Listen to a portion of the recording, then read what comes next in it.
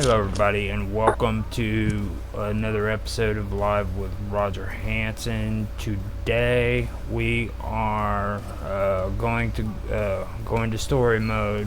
We discussed Walt Whitman last week, and this week we will discuss Sadeq Hedayat. Now, like Walt Whitman, this Wait, I man. thought last week you streamed a robot story. Oh yeah. Wait, hold up. No, was Robot before Walt Whitman? No, for the past 2 weeks, I feel like you had stories. Oh yeah, maybe it was Walt Whitman. I know we did Walt Whitman the one day we were talking about the bridge, and we were Yeah. talking, yeah, and we were just talking about like the different poets and stuff.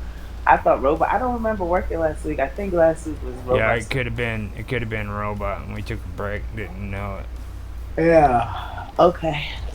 Now, like Walt Whitman, this man is also known as one of the most controversial writers in the modern era, but he isn't as well known, and really in the general mainstream media or areas, Walt Whitman wasn't very much known either. But um, Sadeq Hedayat, he didn't get very much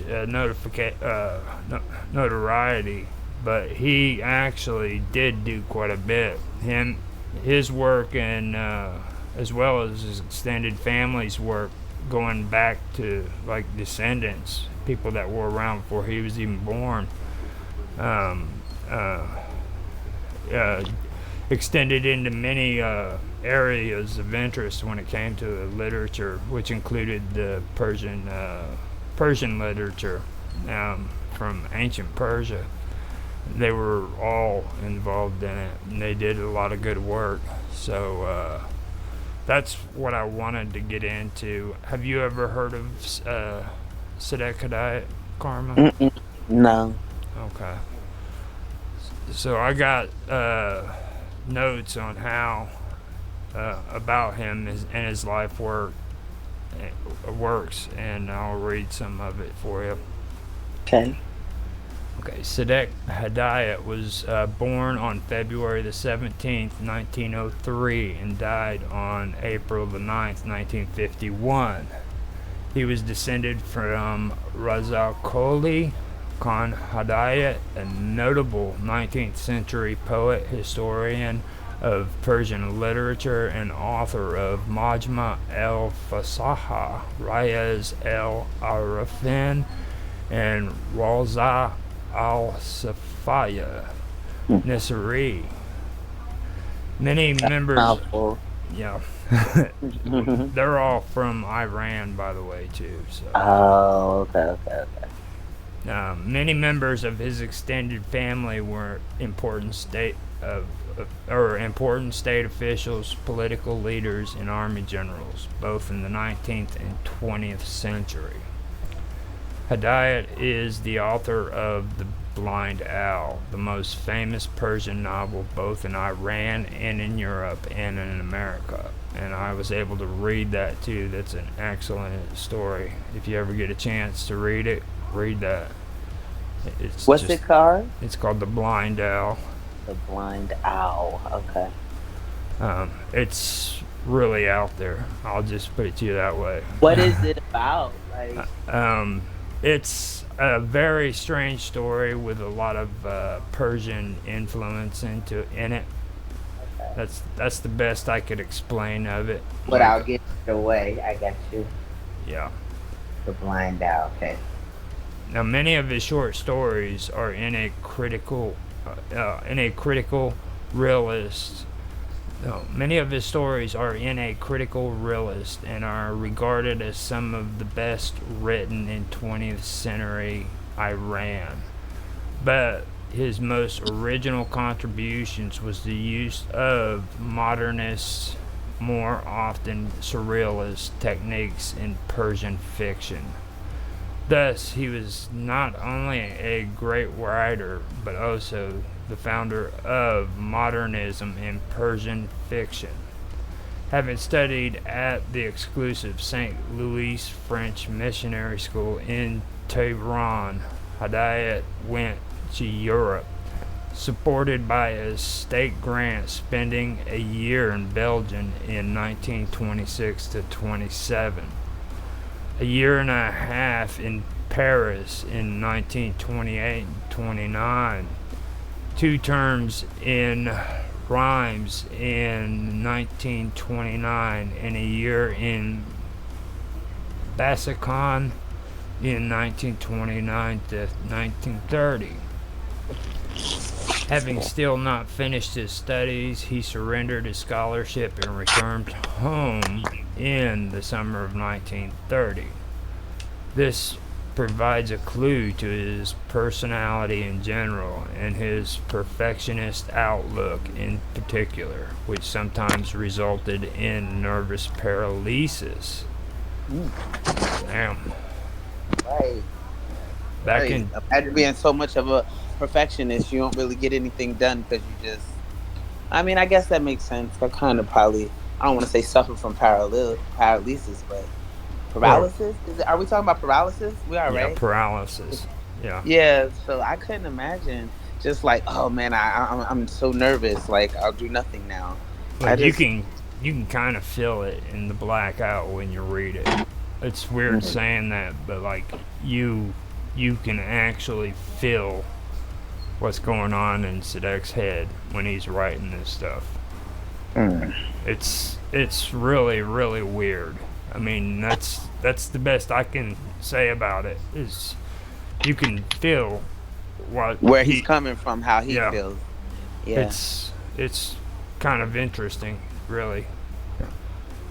Now, back in Tehran, Hedayat became the central figure among the Rab'a, or Group of Four, which included Majaba, Manovi, Bazorg, Alavi, and Maz'ad Farzad, but had an outer belt including Muhammad, Magadam, Zabeh, Baruz, and Shin Patal. They were all modern-minded and critical of the literary establishment, both for its social traditionalism and intellectual classicism. They were also resentful of the literary establishment's contemptuous attitude towards SVI or S6, S4, S5, yeah, SVI themselves. That would be them, I'm guessing. That's the name of their group. Mm. And its exclusive hold over academic posts and publications. In the early 1930s, Hedayat drifted between clerical jobs. In 1936, he went to Bombay at the invitation of Shin Partal, who was then an Iranian diplomat in that city.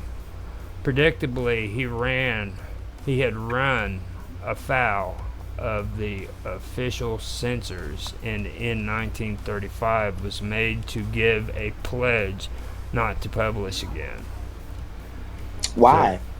Because of his writing. It was so controversial in Iran that Hello? they banned him. Can you Hello? hear me? Oh, good. Now I can, but it's like in and out and in and out and in and out. I should probably hold up this little piece right here. That's what I was having issues with the thing. But yeah, he got banned in Iran because of his writing and everything. It was really, really controversial. And you said it's the blind owl, right? Not the black owl. No, the blind owl. Yeah. Yeah, one. I was just making sure. I thought so. Not the black owl. Well, you said the black owl one time. Be That's careful. why I was like, wait, I thought you said the blind owl. Yeah. Okay, go ahead. You gonna go looking for the black owl?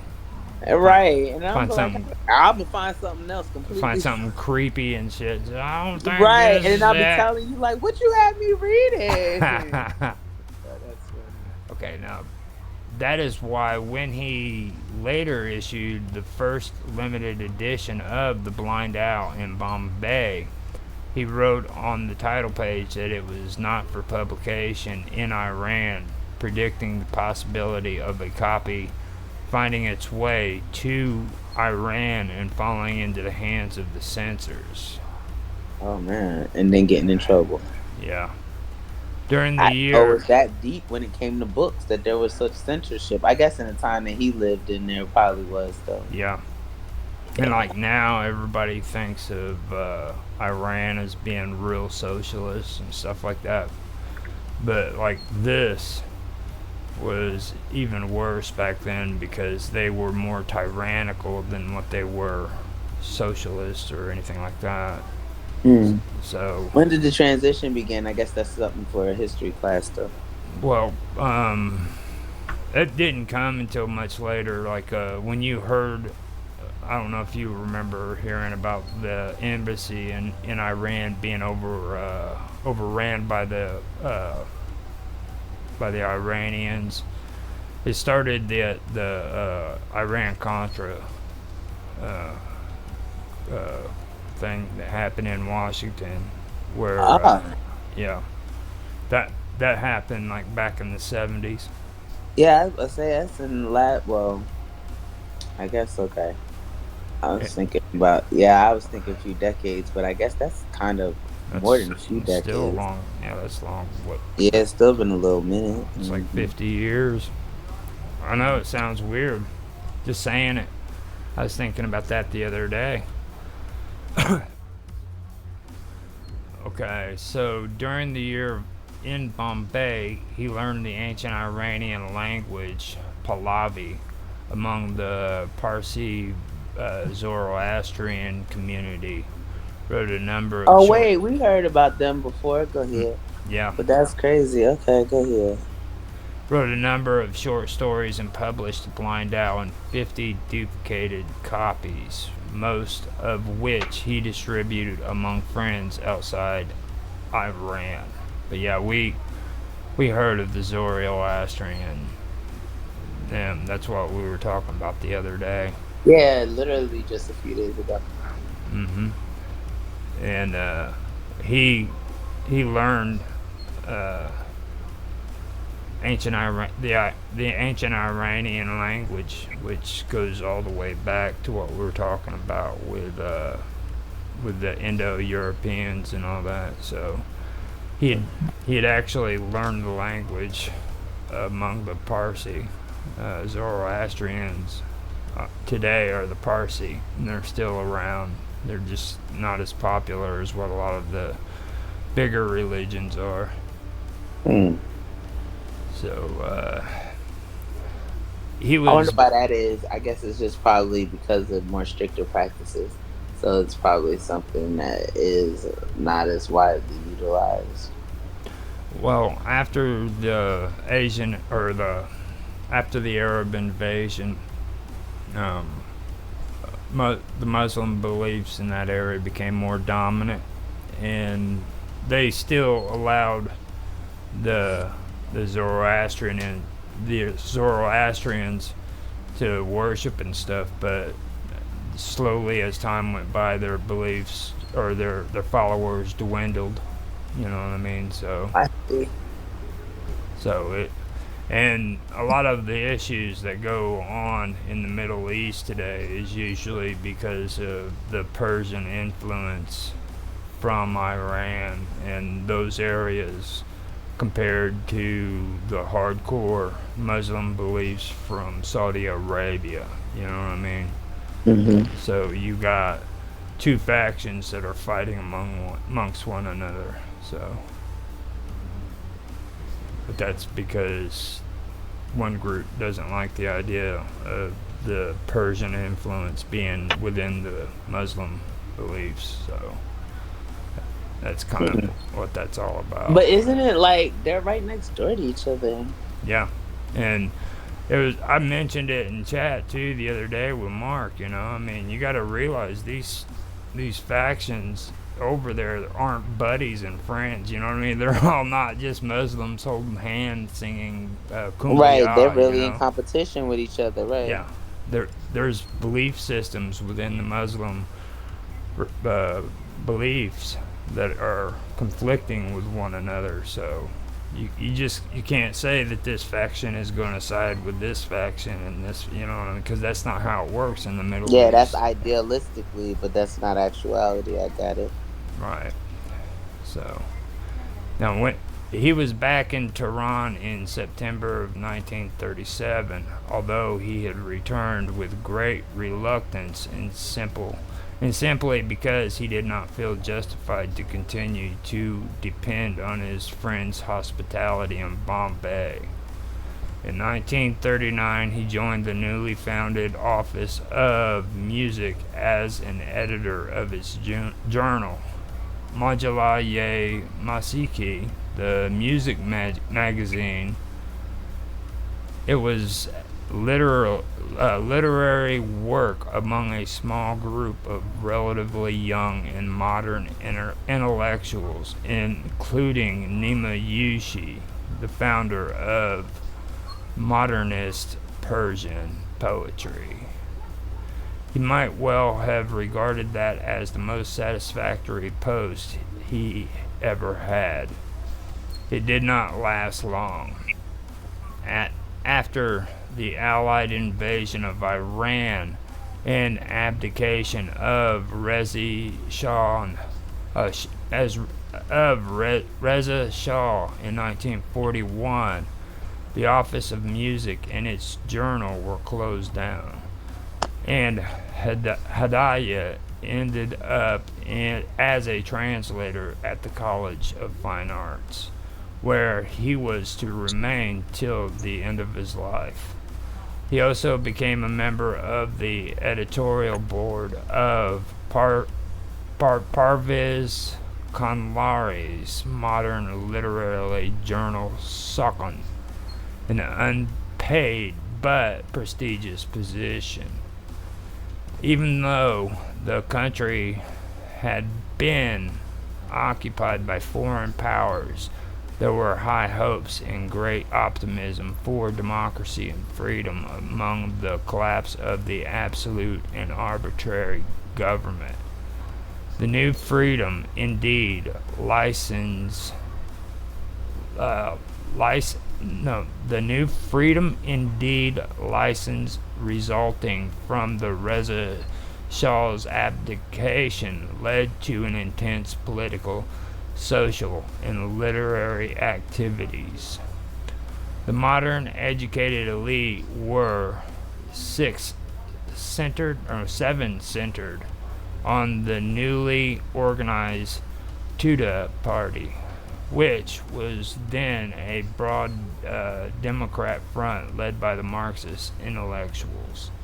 Although by the end of the 40s it had turned into an orthodox communist party. Hedayat did not join the party even in the beginning, but had sympathy for it and had many friends among Tuda intellectuals. But the party's support for the Soviet-inspired Azerbaijan revolt in 1946, which led to intense conflicts within its ranks, and the sudden collapse of the revolt a year later, deeply upset and alienated Hedayat from the movement. So yeah, he was around back during the time when the communists were coming in and influencing Iran. World War I had just ended, and the Ottoman Empire was pretty much separated and destroyed. So that's basically the time period that they're talking about. So just so you know, and during this time period, a lot of people were like falling into socialism and Marxism and communism as well. And even though Hedayat Yeah, I always have a hard time saying his last name. Even though he had sympathy for him, he didn't want to join their groups. You know. Just based off of the differences in beliefs. Um, to be honest, I've never found anything that explained why he didn't support them. You know what I mean? Mm. That's the weird part. But he never joined their parties and everything. I don't know what the purpose was behind that. And it, Just wasn't his cup of tea, maybe.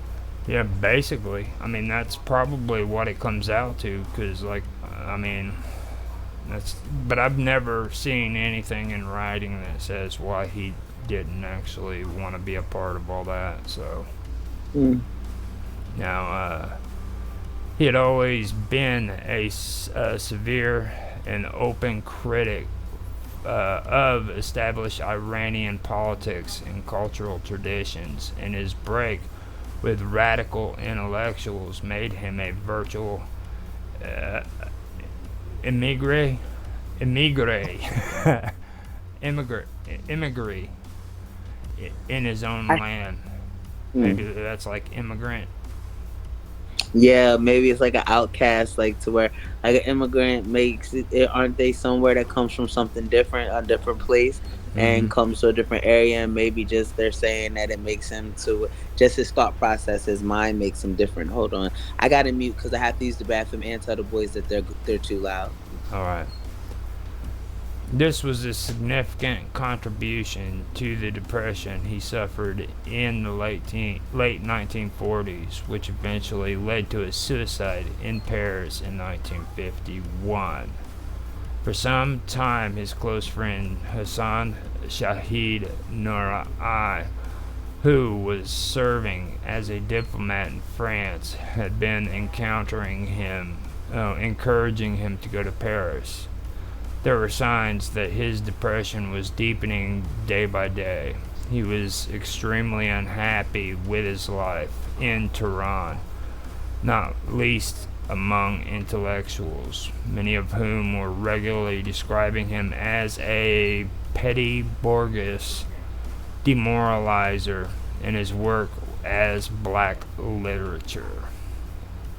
So yeah, it got to the point where like his writing became really morbid and dark to a lot of people during that time frame. Like now, when I read the black or the yeah, there we go, I just did it. When I read the Blind Owl, um, You I see, you did it. yeah, I did it. I ran. but uh, but like with me today, man, I can read the Blind Owl, and I'm okay with it. You know what I mean? It, and then pretty much anybody else would read it, and they wouldn't think. But back then, during that time period, it was pretty morbid. People didn't think like that, and I could, and that's what it basically came down to. They started calling it black literature and giving him nicknames like petty bourgeois demoralizer and stuff like that because he was trying to demoralize the Iranian way and stuff like that. So did you catch the part where I said he committed suicide? No, you said he committed suicide. Yeah. Oh God. No. No. What had happened was because he broke with the radical intellectuals, like I said, they started shunning him and stuff like we were talking about. Oh, right and that's there. why he became an okay. And I felt like an immigrant in his own land. Yeah. yeah, and this is what significantly contributed to the depression that he was suffering in the late 1940s, and eventually it led to his suicide in Paris in 1951. Wow. Does he leave a note? I actually seen his great grandson or his grandson on What? Yeah, my New Thinking Aloud, and He's on Minds. His no, great not on grandson. Minds, no, Oh, but his great grandson actually does do videos and everything. He's a college professor, and he's really big into the whole um, Persian influence. He believes that it's a culture that needs to be preserved, so he's real big on pushing that. And he did mention it in his interview with New Thinking Aloud, but I can't remember exactly what he said about it. So why he do you think that there's such a difference in cultures? Like, why do you feel like it's such a separation? Is it because of like dictatorship, or you know what I mean? Is it like a power struggle type thing? Like, what is it to where and they're so close together that it's so different?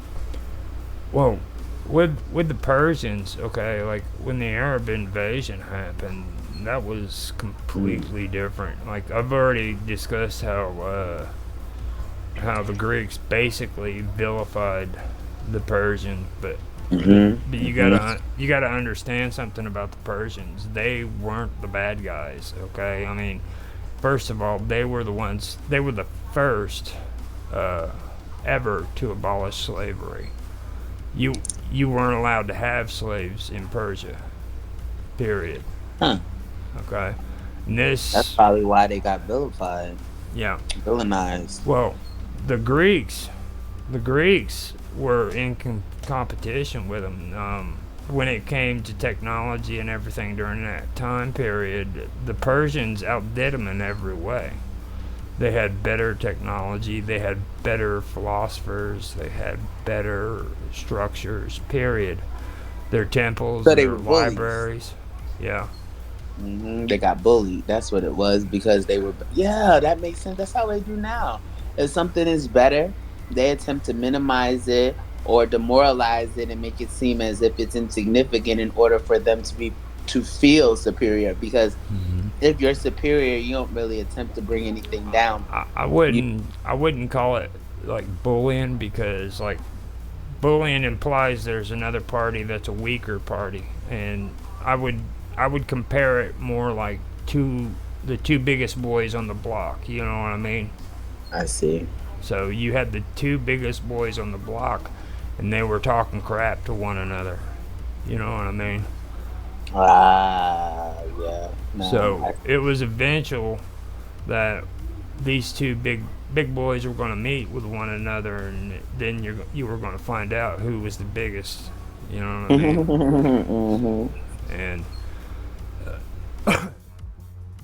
that's really the best way of how to explain it. But we're influenced mostly by um, or the Western society today is mostly influenced by the Greeks and what they taught.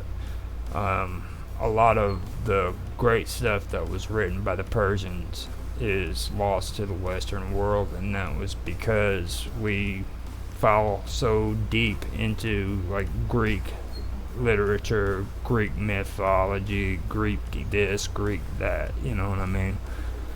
Majority of it just stems out of all Greek.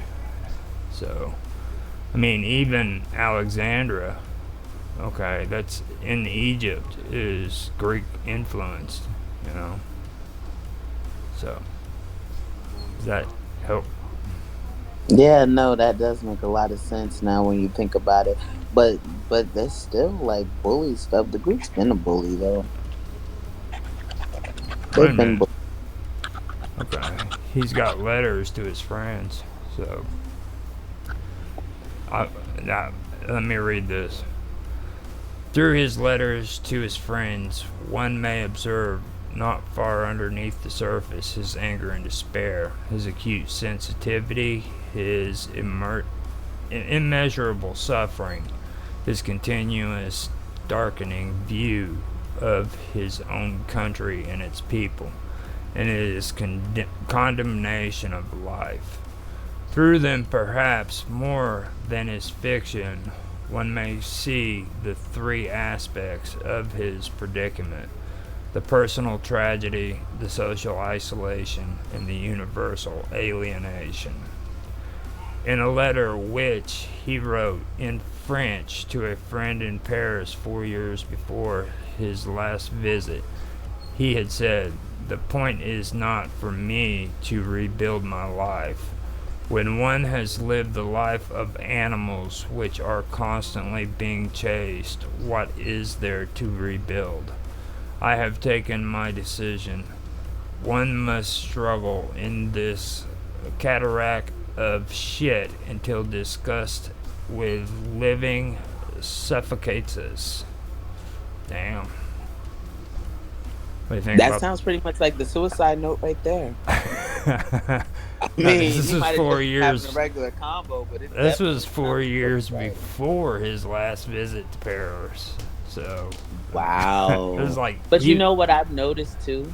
People that start to feel suicidal, they give us hints Mm-hmm. beforehand. Like, there's a girl who recently committed suicide on Facebook, and like, well, she didn't commit it on Facebook, but like they were talking about it, and like all her posts leading up to it, like for a few months, she was just like, "Look, I can't do this anymore. It's too hard to do everything by myself, and no one knows." Like, I think that's crazy because he's basically saying life is suffocating me. I feel like I'm being chased by meaningless nonsense. Like, basically the stuff that is telling me to stop has really no real purpose, and it's making me feel purposeless, which makes so much sense because when the purposeless starts to suffocate you or surround you, you start feeling like you're worthless. Because I mean, I've been there, like where stuff that's less than me has been attempted to make me feel like I'm less than.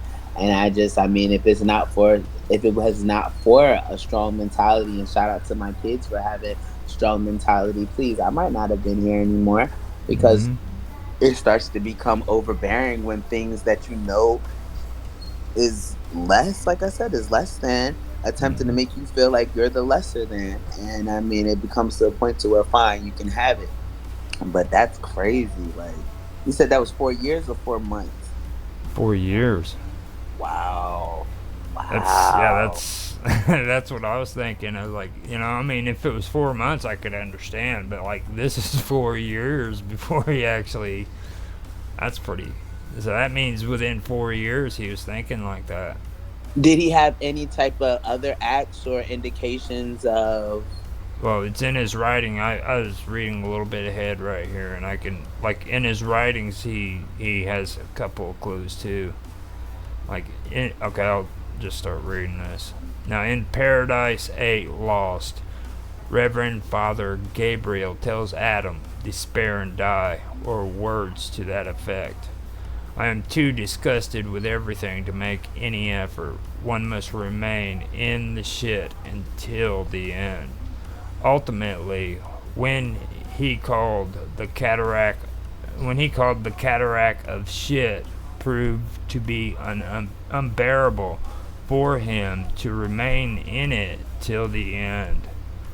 Hedayat's fiction included novels, short stories, drama, and satire written between 1930 and 1946. Comprises Parvin Dr. E. Susan, Parvin the Sasani girl, is what that name is. Afsana Ye Afranish, and that means the legend of creation. Al Bithabt Al Ashlamia Ila Balid Al Afranigia, and that means Islamic mission to the European cities. Zinda Bagur, which is buried alive. Oh my gosh!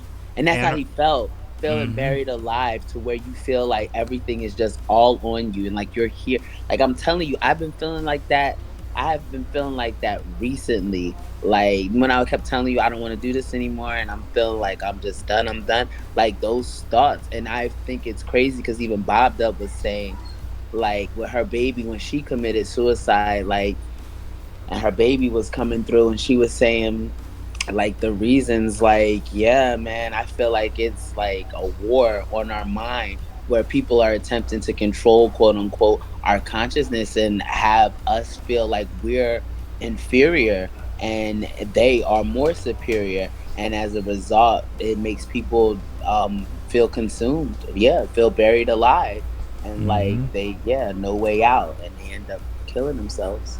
Yep.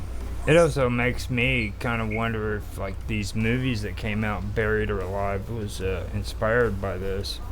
Yeah, You know, influence. Yeah. I don't know if you ever watched those or heard of them, They're but like shows. They're little like shows. Have you mhm. ever seen? Oh my gosh, what is the name of that movie?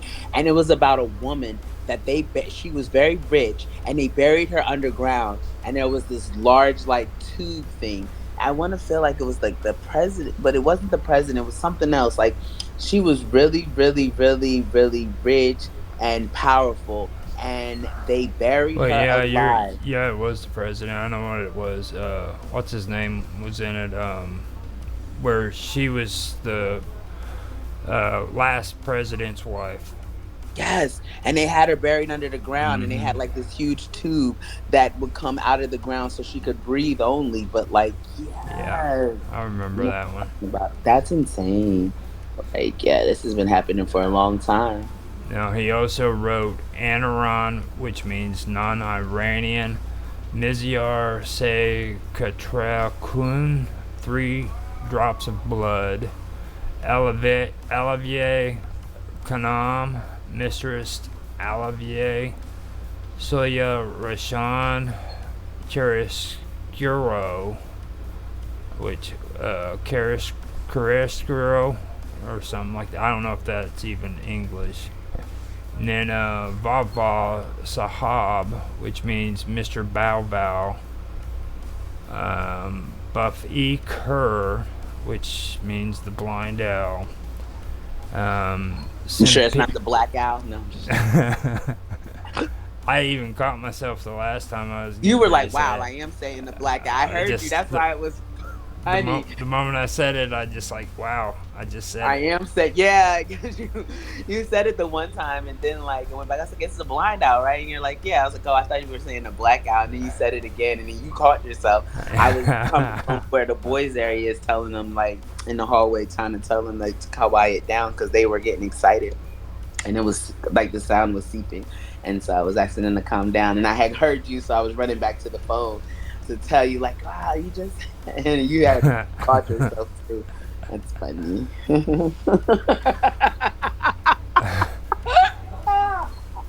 What? Oh man, the black owl. No, go go ahead. Oh my god, it's probably not supposed to be as funny as it is, but in my mind, it's just like hilarious to me, especially when I'm thinking about like the black owl. Now I'm picturing like this huge, gigantic owl, like life size, basically 6, 7 foot tall, and it's an owl, and it's black, and it's just like looking at you like. You're gonna be compelled to write a story about a big black owl now. You know what's so crazy is I start stories and then I stop. This someone hacked my computer. Took I had like 3 chapters written of a really good book. It was amazing. It was about a girl named Kat, and there was a car accident. It was really cool. And like next thing I know, it was gone. I have no clue what happened to it, but excuse me, I get kind of discouraged when stuff like that keeps happening. I'm like, I'm not writing anything else anymore because it's like someone's coming in from the back end and taking my stories and then probably writing them for themselves. And go, oh, I can use this fan. I'm like, I'm so hot and I can't turn the fan on because it's too loud. But I forgot this one. You said you don't hear. Okay, go ahead. I'm listening. Now he also wrote one called Sapinge, and that's the lunatique, both in French. The So lunatic. yeah, basically lunatique, which would be lunatic. That's but. Wow, he really was feeling it. I wish I could go Mm-hmm. there. What's his name? Say his name completely again. I'm see if I can channel him later tonight. Sadeq Hedayat. Sadeq Hedayat. Okay, I'll if do you have it written in chat somewhere? Sadeq I Hedayat. I can I can type it in Yeah, there. if you put it Well, in your actually, chat, invite. it's in the topic that I wrote in the That's chat. what I was thinking. Yeah, because you usually put what we're going to talk about. Okay, I go straight to the Jitsi and just click the link. I don't really. Yeah, Right. so that's cool. I'll see it later. I want to see if I can talk to him and ask him what was going on. That was That's some centuries ago, so or about a century, at least a little bit more than a century now. it's getting there. It's Yeah, in the 30s, I believe. Yeah, in the 1935. 30s when he passed, right? But wasn't it 18? Oh, he passed in 1930. So Yeah. yeah, we're about 7 years off from when he passed away for it to Mm-hmm. be a century. Mm-hmm. Now he wrote Saji Valgard, which is the stray dog. Haji Aka Va- Savi or Saji? Saji. It's Oh, S okay. A G and then slash E. Saji. I'm watching a show about a lady whose name is Savi. Have you ever heard of the series Manifest? That's a really good series. You should watch it. I think you'd like it, especially since we deal with conspiracy and strangeness. Would it go Mm-hmm. great with strangeness? But there's so many real points in there. I don't know. It's something you might you might consider engaging with, indulging. Yeah. No. Saji. He said, now Haji Aka, that's Haji, Haji uh, Aqua Valagara, which is mucking about, Huh. and, and then Tupi Marbari, the Marbari canon. I have classified Haddat's fiction into four analytic distinct categories, although there is some inevitable overlapping between them: romantic nationalist fiction, critical realist stories, satire, and psychofiction. First, the romantic national fiction, the historical dramas, Parvin and Maziyar, and the short stories, The Shadow of the Mongol, Saye Yi Mogol, But what? How do you spell it? Mongol, Mogul, Mogol, Moghol. Huh. That sounds a bit like Muggle from Harry Potter, Mm-hmm. and I was just wondering if it was Mongol. kind Mongol is the English interpretation of it. mm, Mongol. mm, And the story is called The Shadow of the Mongol in English. Mongol. And now The Last Smile, which is in Arabic spelled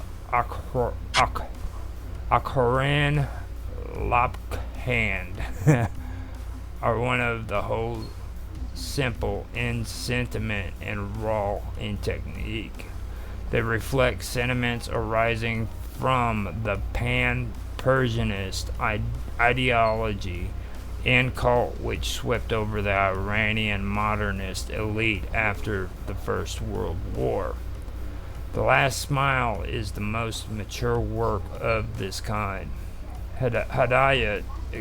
Hedayat's explicit drama is not highly developed, and he quickly abandoned the genre along with nationalist fiction. But many of his critical realist short stories could easily be adapted for the stage with good effect. The second category of Hedayat's fiction, his critical realist works, are numerous and often excellent. The best examples being Ix Alevaya Kanam, Mistress Alevaya, which is a comedy in the classic sense of the term. Talab e Amerzes, or Seeking Absolution. Mohalal, the Legalizer, and Morde Korha, the Ghouls. Now, the Ghouls, I'd be interested in that. With the way his mind is, writing a book about ghouls. Could you imagine that? I guarantee you, I'd get chills down my neck. I'm sitting here thinking, especially if you already have this type of dark mentality, and Yeah. then you know what I mean. Now we're writing books about ghouls and goblins, and I don't want him to write any scary shorts. I'm good. I'm good.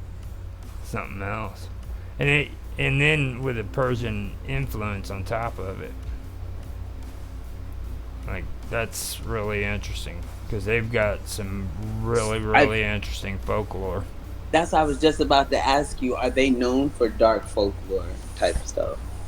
The Persian. Uh, well, the Persians have a story about how one of their leaders set all of his um, how would you explain them? The people that were below him, that his chain of command, down at a table, and then he had them take and cook the dead body of a human, and What? these What? these What? people had to eat the body of this dead human to show their loyalty for him. What? To whom? To what? What loyal Yeah, to who? What that do you have to that do? was one of the folklores. It's not true.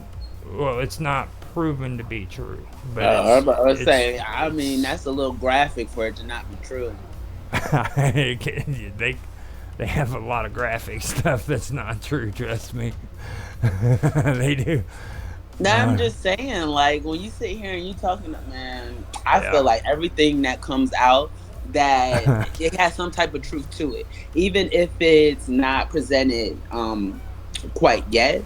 hmm That's what I was trying to say. I mean, his state of mind, writing about ghouls, and then putting a Persian influence on top of it. Mm-hmm. Okay. No, like 101 Nights, or what is that called again? Where Mm-hmm. now, you know that what that story is about, right? The 101 Nights, 100 Arabian Nights, Yeah, Arabian Nights. You know what that story is about, right? Aladdin. No, the girl has to sit and frickin' tell stories to the Sultan. Okay, and if she hasn't got any more stories to tell, then she'll be put to death. Oh my gosh, jeez Okay, Louise! And it has to be something he's never heard before. it has to be enough to keep him entertained. Lord of mercy. How do you know what someone's entertainment level is? Like, what if after the first, after the first 5 minutes, you ball me off with her head? Oh my God. Wait a Yeah. minute. Hold on. I got more. Just give me a few seconds. Lord of mercy. Oh, God. Yeah. Now, to varying degrees, both satire and irony are used in these stories, though few of them could be accurately described as a satiric fiction. They tend to reflect aspects of the lives and traditional beliefs of the contemporary urban lower middle classes with ease and accuracy. But contrary to views long held, they are neither about the poor or the downtrodden, nor do they display sympathy for their types and characters. Wretchedness and superstition are combined with sadness, joy, hypocrisy, and occasional criminal behavior. This was in the tradition set by Jamal Zadeth, though he had more sympathy for his characters, enhanced by Hedayat and passed on to Chubak and Al-E Ahmad in their earlier works. Coming to the third category, Hedayat's satirical fiction is rich and often highly effective. He was a master of wit and wrote both verbal and dramatic satire. It takes the form of short stories, novels, as well as short and long anecdotes. They hit hard at their subjects, usually with effective sub, sub, subtlety, though sometimes outright lampooning, demunicate, denunciation, and invective revealed the depth of the author's personal involvement in his fictional satire. Haji Aqua is the longest and most explicit of Hedayat's satires on the political establishment.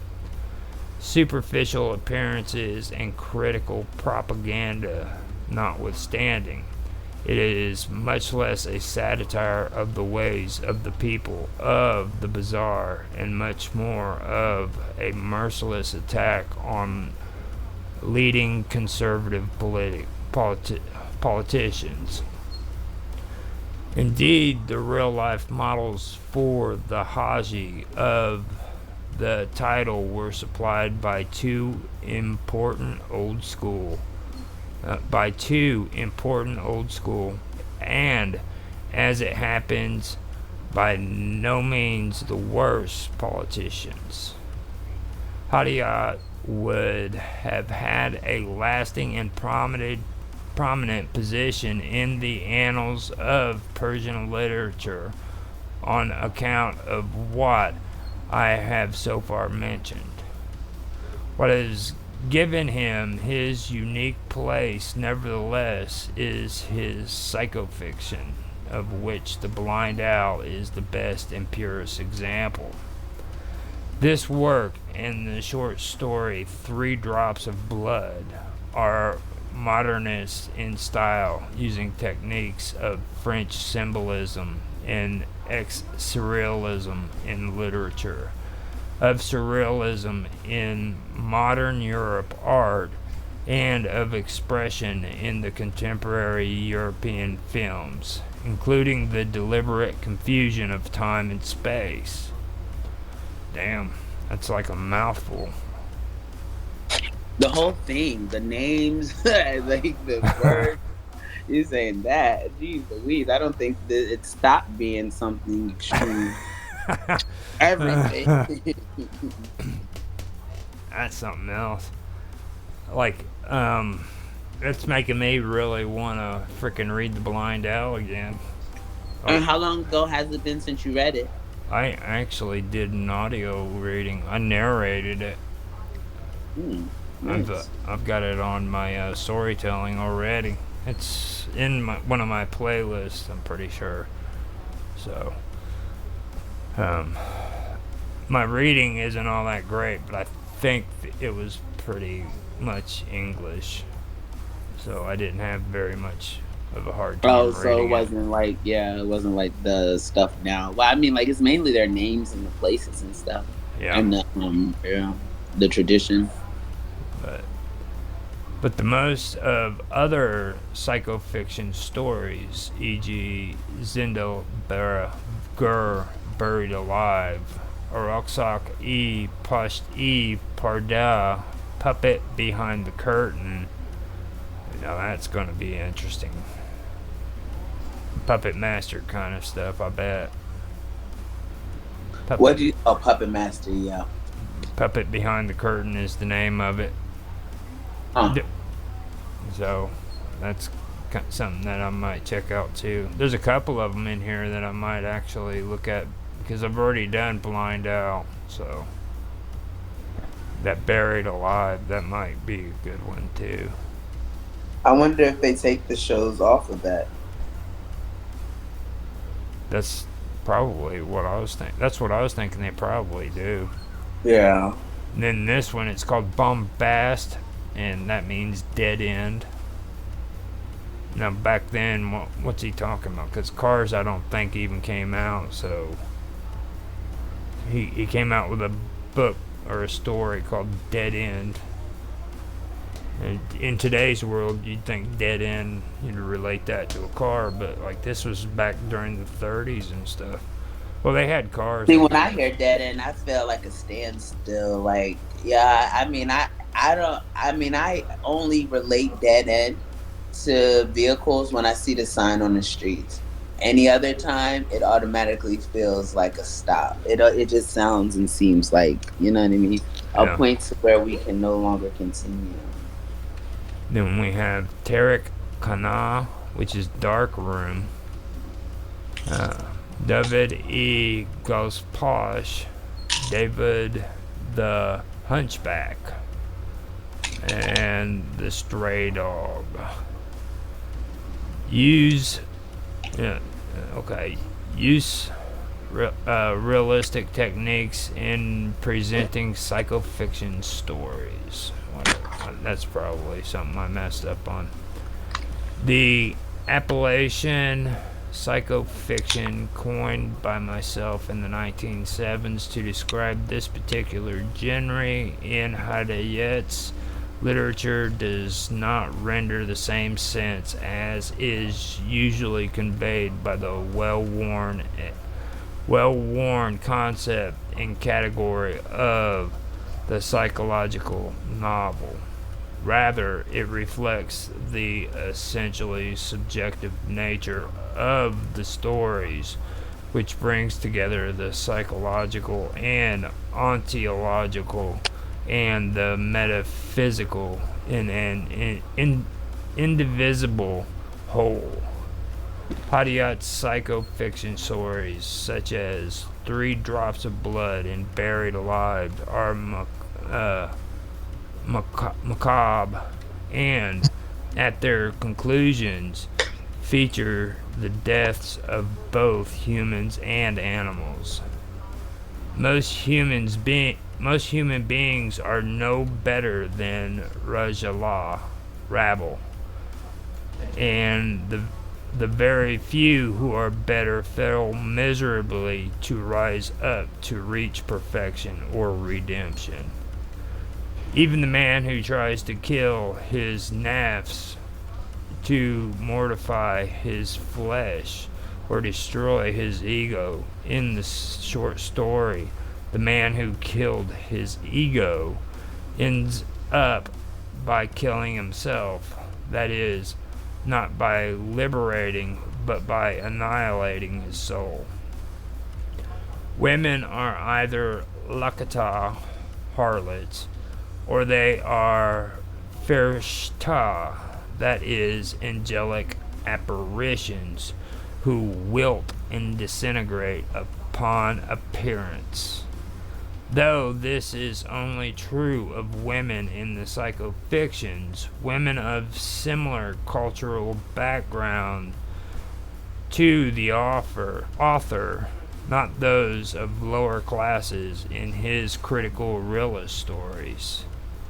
As a man born into an extended family of social and intellectual distinction, a modern as well as a modernist intellectual, a gifted writer steeped in the most advanced Persian as well as European culture, and with a psyche which demanded the highest standards of moral and intellectual excellence, Hedayat was bound to carry, as did an enormous burden which very few individuals could suffer with equanimity, especially as he bore the effects of the clash of the old and the new. And the What does equanimity mean? Equanimity. Hmm. Equanimity. No, could Um, suffer the equanimity. That's actually a good question. We could do that since this is about stories and writing. We can find out real quick.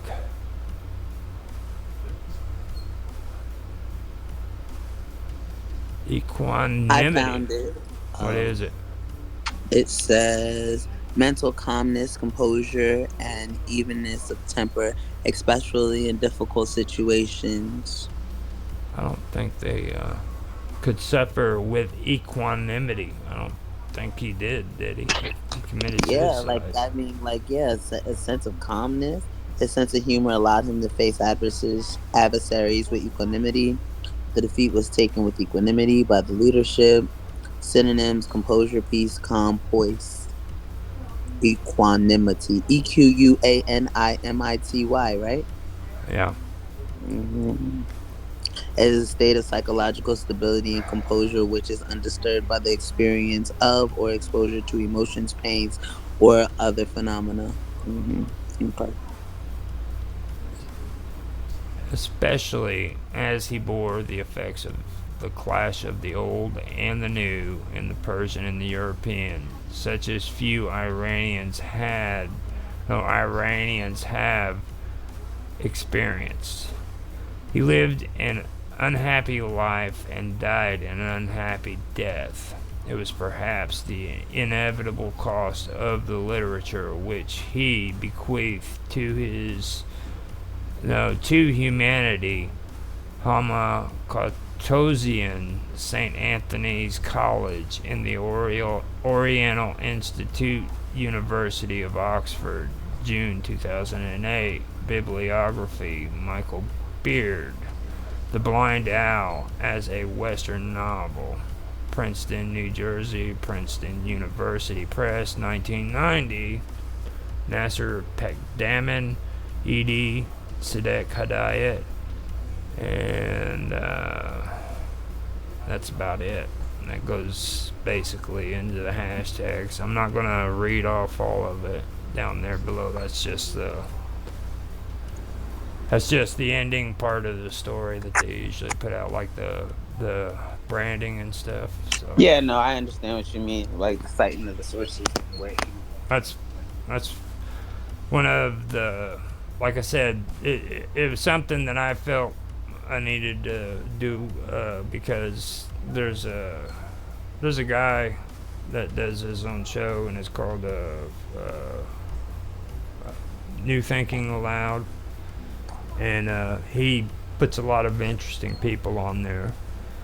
And later on, I can tell you uh, who it is, who's his or his grandson, and Okay. let you check out some of his interviews and stuff. He, especially the one where he talks about his grandfather or his I was just uncle. about to ask you, does he talk about him at all? Yeah, he mentions him. He remembers him back when he was a kid, which I don't know. No, maybe I don't know if he does or not. He remembers stories of him, I think, is what it was. But Oh, okay, okay, okay. I was about to say, well, this guy got to be super old, ain't he? yeah, because like he committed suicide. What was it? 1935. 1930. You say, yeah, 1935. Oh, wow, okay. So we Yeah, got about 12 more years for the decade. yeah. So, that's I read. So far, I've been able to do the blind down. I'll tell you what. You read that one, and you'll you'll know what I'm talking about. That's just You, weird. you get an insight on how this man thinks, huh? Yeah, I read that book, and I mean, there's a part of you where you're just glad it's over, but Huh? then Wow. but then What? there's another one. There's another part of you that says, "Wow, I cannot believe I'm reading this shit." All the way through, and then when you get over, Yeah, it's like, okay, at least that's done. That's yeah, crazy. and like, I mean, like you can feel the suffering. You know what I mean? You can tell how this guy's mind's thinking while you're reading it. You can tell he feels some type of way. He's going through pain. I wonder what's so difficult about people to understand that. Like, you know what I mean? Like, what to where people can see someone suffering and they induce more. That's been my experience. Mm-hmm. You tell people about your suffering, they kind of enjoy it, and they'll do more for you. They're like, "Oh, really? You're suicidal? Here's a gun. Look what I just bought from the store. You'll like it. It's shiny. Yeah, See what happens when you pull this trigger if you put it up to your face. It's like, wow, thanks, guy. yeah, Yeah, man. People hear people suffering and they kind of usually mock it. I'm the type of person that I'd probably see something like that while he's alive, be asking him a whole bunch of questions. He's like, I don't want to go to counseling. Like I was just saying, you're starting to concern me. Yeah. And then it says that he had a horrible life and a horrible death. It's like, whoa. Well, like Walt Whitman, when we were talking about him. Yeah, and they thought he was gay, and there was no real. Well, I Excuse mean, me, proof. like when he died, okay, he died freaking in pain, and I don't know if he wanted to do it on purpose, but in his obituary, freaking, he had the person write that he died a horrible death, excruciating death. Oh my gosh. You know, I'm like, are you serious? Well, you want people to think this about you. That's insane. Well, with Walt Whitman's personality and his sense of humor, I mean, he had a weird sense of humor. So, Dark humor, but he didn't die from suicide though. no, he died from old age, but he had to go through a lot of pain before he died, apparently. So,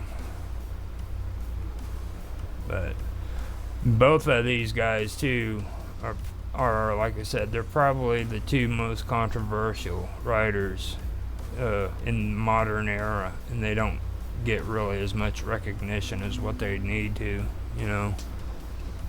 And sometimes that is, like, especially if you're looking for recognition and it fails to be given to you, Yeah, sometimes that can cause a whole different type of depression too, as well. That's why you should never, ever, ever look for the out from towards the outside to fulfill the inside. yeah. But with Walt Whitman too, with him, the reason why I say he was the one reason why I really like Walt Whitman is for the free verse. There aren't too many people who can free verse when it comes to writing. Usually, all these great writers they write out a plot and an outline, and Walt Whitman didn't have to do it. He could just sit down and write the book out exactly the way it needed to be written. Free verse, like freestyling, that's dope. Yeah. Huh. There's very few writers who could actually do that. So that was the one thing that really stood out to me. So did you like what I read? I mean, it was interesting. And I don't want to say like or dislike. It's interesting. The information to add towards what I never knew before and now Mm-hmm. do. I'm interested in hearing a book or reading it. I might listen to you read it, just because it sounds. I like to know how people think. Like I said, I'm gonna attempt to probably channel and see where the mindset was at before your shirt's on backwards. And so yeah, I mean like like it's interesting. I don't like to hear about people so sad that they feel like they gotta kill themselves because I know Mm-hmm. whenever I get into like that type of stuff, nah, not really. I don't makes me kind of not like it. Like you know what I mean? Just because like that means he was surrounded by quote unquote friends. I don't even think you should like if your friends cannot tell you're in some type of pain. I don't really consider them to be much of friends, and it's not their fault. I mean, like I'm sure he kept it pretty well concealed. I mean, I've been there, but it's just like I don't know. I feel like it should be at some point you kind of recognize something's thrown off. Yeah. Yeah, I don't know. Should know that something's going on. Yeah, at least have that talk with them. Shoot, read his story if you're if you didn't know. Have you read any of his Like, work? are you reading Your this shit? man's You insane. need to go talk to your buddy. Like, hey, Right. look at this. I think Stop. your man needs some help, man. Yeah. That's How, interesting. how long? Okay. Oh, wow. We did it. We made it to an hour and 8 in the recording, and we're at an hour and 26, which is good. Which I usually go according to the recording because that means that's the actual footage. Um, you wanna call it quits now? Yeah, we were going to get ready to head out. So yeah, that sounds good. I appreciate you, and I guess tomorrow we have history, right? We Yeah, have history. history's tomorrow, so we'll do ancient history. We're going to start out with the Canaanites tomorrow too. Okay, cool. So And we were already into them a little bit. yeah. Now Mhm. we'll dive deeper into it and focus on the Canaanites. So I That will sounds good. see I will see you later, okay? All right, have a good night. Be safe. You too. Thank you. thank everybody for showing up, and I will call it quits on this video. I hope you enjoyed. If you have any comments, please leave comments in the comment section, and have a good day.